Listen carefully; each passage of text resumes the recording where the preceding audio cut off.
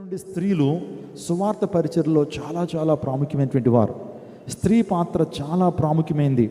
యేసుక్రీస్తు ప్రభు వారు కూడా ఎక్కడ కూడా పార్షియాలిటీ అయితే చూపించలేదు. స్త్రీ కూడా వాడబడేటువంటి కృపలోకి వస్తుందనే విషయాన్ని జ్ఞాపకం చేస్తున్నాను. పిలాతు తన యొక్క పరిచర్య తను చేసిందండి. యేసుక్రీస్తు ప్రభు యొక్క మరణంలో పిలాతు భార్య పేరు ప్రొక్యుల తన భర్త అయినటువంటి పిలాతుకు చెప్తా ఉంది, ఆ నీతిమంతుని జోనికి వెళ్ళొద్దయ్యా, యేసు ప్రభు వారు నీతిమంతుడు, యేసుక్రీస్తు ప్రభు వారు దైవ కుమారుడు, యేసు నిజదేవుడు, ఆయన జోలికి వెళ్ళొద్దు అని వాళ్ళు లెటర్ రాసి పంపించింది. యేసుక్రీస్తు ప్రభువుకి ఆమె రహస్య క్రైస్తవురాలని విషయాన్ని జ్ఞాపకం చేస్తున్నాను.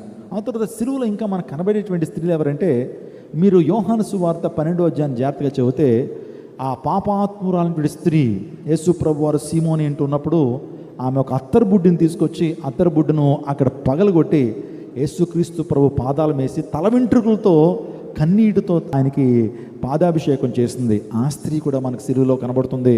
నిజంగా ప్రభు యేసుక్రీస్తు ప్రభు ఆమెను ఎంతగానో శ్లాఘించాడు.